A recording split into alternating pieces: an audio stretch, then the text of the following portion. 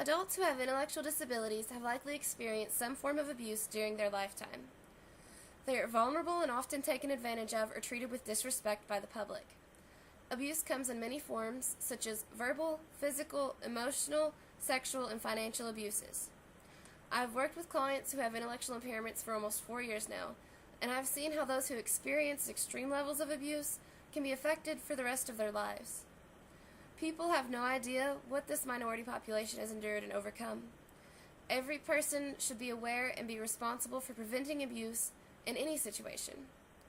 If you are to witness abuse and you do not report it, you're not only being neglectful of a moral responsibility, but you're being neglectful of a person's basic human rights to stand up for themselves. They may need help. To understand just how big of an issue this is and what can be done, we must be aware of certain aspects pertaining to the issue.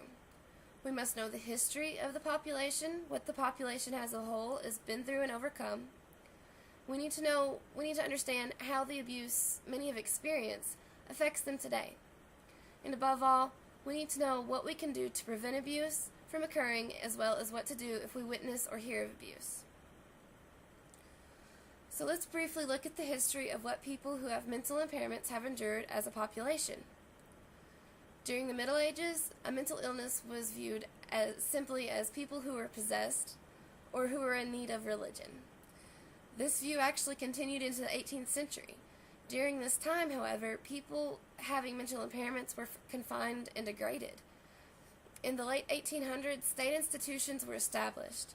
They were terribly underfunded and understaffed. These institutions were often overpopulated, highly unsafe, and unsanitary. People didn't know what to do to help this population, so they were confined and institutionalized. In the 1900s, people began trying new antipsychotic drugs, shock therapy, and even more drastic and cruel approach to cure this illness. Institutions where people were left in dark cells, naked and fed from troughs or simply off the floor, were reported. People were sprayed down with water hoses for their baths.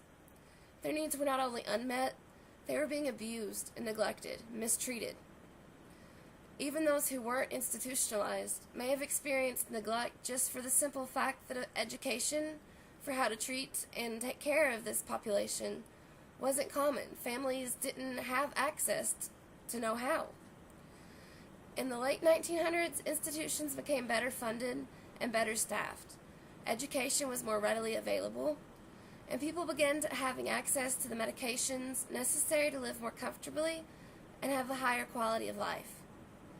In today's world, many laws have been set in place to protect this population from these type of situations. Advocates for this population are deinstitutionalizing them. Most people with mental impairments are or will soon be living in a group home setting out within the community just like the rest of us. There will still be hospitals and institutional settings for the severely impaired whose needs cannot be met living in a group home setting within the community. However, if it is not in any way possible to accommodate them in a home setting, it will be done. Much of the abuse these individuals have endured affects them in their lives today. Due to what many have experienced and been through, they are often untrusting of new people. This makes it difficult for those who work with them to get along with them, to earn their trust, to make sure that they have a close relationship. Often people who've experienced abuse can become violent when they are scared or experiencing a large change in their life. Some may hurt themselves or may lash out at others. They may have severe trauma because of something that's happened to them in their past.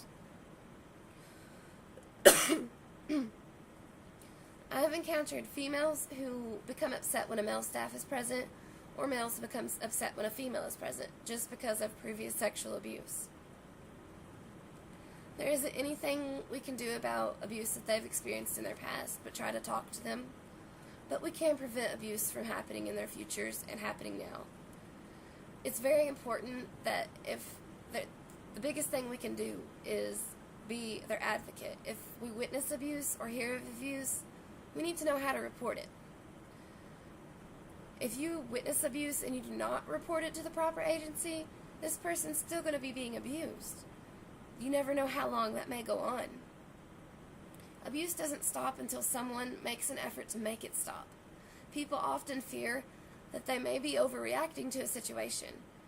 If you feel that someone isn't being treated with respect and dignity, that's a situation of abuse. You need to report it. You can always help. Step in, intervene if you witness abuse in public. If you are afraid to intervene, call the authorities immediately. Get them there, have them help. But you should always try to stop the person from being abused if it's happening in front of you. Try having some way of being able to identify the people. Maybe you need to talk to the authorities and get names. But you always need to report to the state.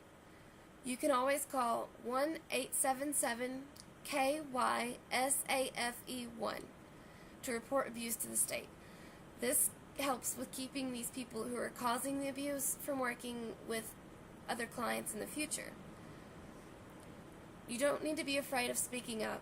Some individuals with mental impairments have no way to communicate or talk to people, and many who can communicate would not know who to call or who to tell.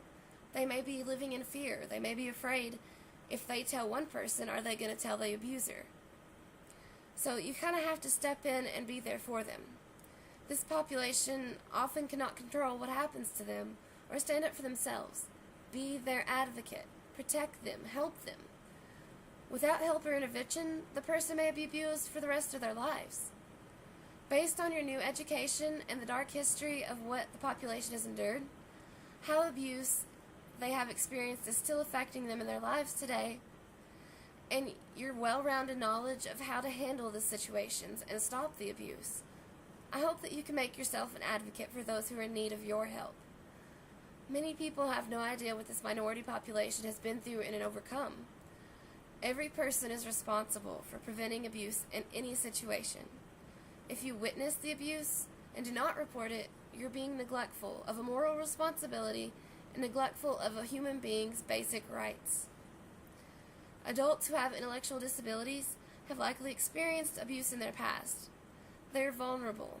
They can be taken advantage of or treated with disrespect.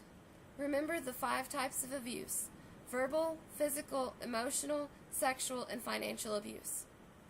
If you witness or suspect abuse, report what you know to the given number. Everyone is morally responsible for protecting those who cannot protect themselves. Thank you.